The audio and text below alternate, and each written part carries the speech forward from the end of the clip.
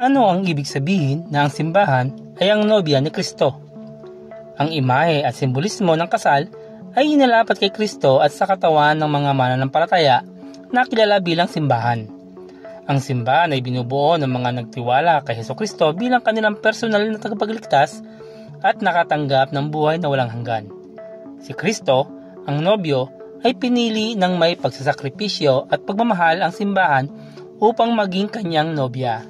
Efeso 5:25-27. Kung paano nagkaroon ng panahon ng kasalan sa panahon ng Biblia, kung saan ang ikakasal ay pinaghiwalay hanggang sa kasal, gayon din ang nobya ni Kristo na hiwalay sa kanyang nobyo sa panahon ng simbahan.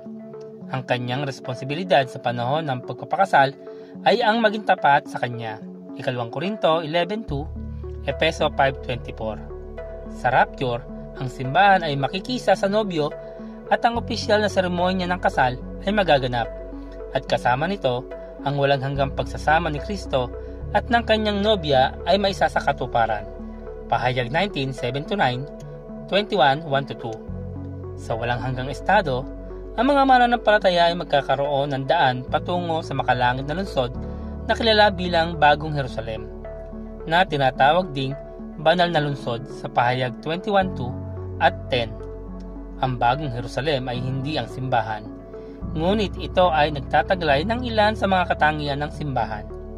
Sa kaniyang pangitain tungkol sa katapusan ng panahon, nakita ni Apostol Juan ang lungsod na bumababa mula sa langit na pinalamutian gaya ng isang kasintahang babae, na nangangahulugang ang lungsod ay magiging maluwalhating nagliliwanag at ang mga naninirahan sa lungsod, ang tinubos ng Panginoon, ay magiging banal at dalisay, nakasuot ng puting kasuotan ng kabanalan at katuwiran. Ang ilan ay may maling pakahulugan sa bersikulo 9 na ang banal na lungsod ay ang nobya ni Kristo, ngunit hindi iyon maaari dahil namatay si Kristo para sa kanyang mga tao, hindi para sa isang lungsod. Ang lungsod ay tinatawag na nobya dahil ito ay sumasaklaw sa lahat ng mga nobya. Tulad ng lahat ng mga mag-aaral sa isang paaralan, kung minsan ay tinatawag na ang paaralan.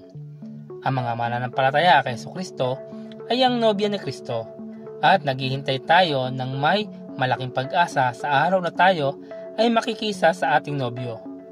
Hanggang sa panahong iyon, nananatili tayong tapat sa Kanya at sasabihin kasama ng lahat ng tinubos ng Panginoon, "Dumating ka nawa, Panginoong Hesus."